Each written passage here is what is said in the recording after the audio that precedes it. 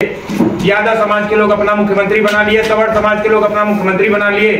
साथियों, अगर यही ताकत हम लोग आप मिलके आप मिलके दिखा दें तो आने वाला कल राजभर समाज का मुख्यमंत्री भी बन सकता है। और ये लड़ाई उसी की है, क्योंकि एक मंत्री 6 विधायक से हम अपनी सारी चीजें पूरी नहीं कर पाएंगे। जब तक उत्तर प्रदेश की सबसे बड़ी कुर्सी पे माननीय मंत्री श्री ओम प्रकाश राजभर जी नहीं होंगे, तब तक हमारी सारी मांगे, सारी इच्छाएं, सारी चीजें पूरी नहीं हो पाएंगी। आप बताओ। और इसमें हमको, आपको और आने वाले युवाओं को, क्योंकि आने वाला कल युवाओं का है, उनको साथ देना होगा। युवा साथियों को शिक्षित होना होगा।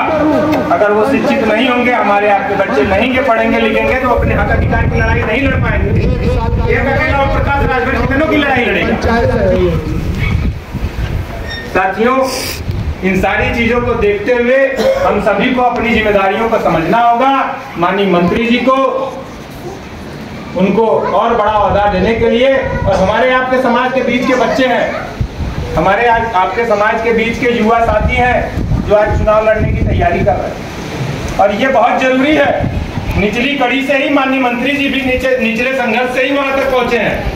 तो जब हमारे आपका बीच का बच्चा बीडीसी, प्रधानी, जिला पंचायत, ब्लॉक प्रमुख, विधायक, सांसद होगा, तभी हम अपनी बातें मंत्री जी तक पहुंचा पाएंगे। कोई माध्यम तो चाहिए।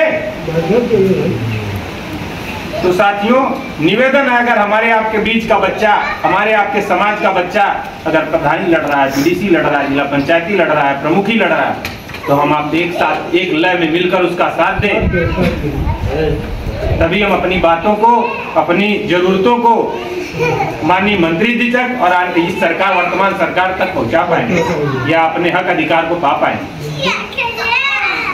जब चुनाव का समय आता है तो हम आप कहीं ना कहीं भटक जाते हैं लोगों की बातों में, लेकिन इस चीज को भी हमको आपको ध्यान में रखनी है। अगर आने वाला कल सुरक्षित करना है तो हमको आपको एक रहना है कि बाबा साहब के दिए गए अधिकारों के, बाबा साहब के दिए गए एक वोट के अधिकार से अगर हम सत्ता की कुर्सी पे मुख्यमंत्री और प्रधानमंत्री तय करते हैं, तो हमारे आपके बीच का बच्चा जो है, जब प्रधान बनेगा, बीडीसी बनेगा, जिला पंचायत बनेगा, विधायक बनेगा, तभी वो हमारी आपकी बातों को उठाएगा और हम आपको हक, इच्छा, अधिकार दिलाने का कार्य करेंगे। आज एक अकेला ओम प्रकाश राजभर विधानसभा में दहाड़ता है।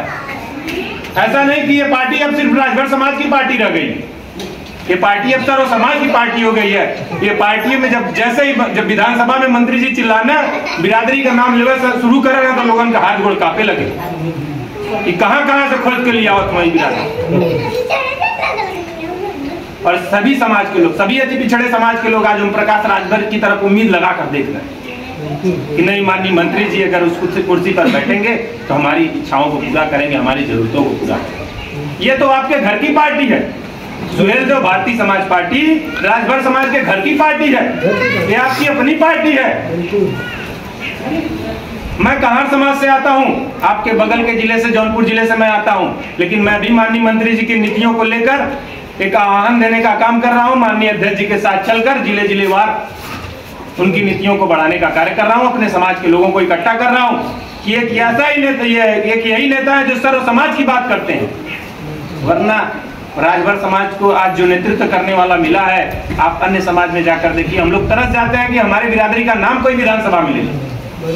हमारा अगर कोई नेता होता तो हम अपने नेता के साथ होते, हमारे समाज का कोई नेता होता तो आप लोगों को तो धन्यवाद ज्ञापित करना चाहिए माननीय मंत्री श्री ओम प्रकाश राजभर जी का और बड़े भाई अरविंद राजभर जी का।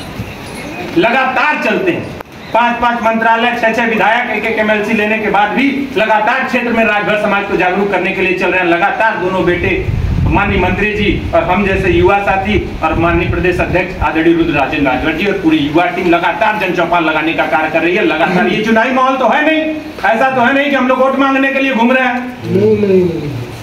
लेकिन जागरूकता अभियान चल रहा है। इसमें जागरूक करना है हमको, आपको, अपने युवाओं को।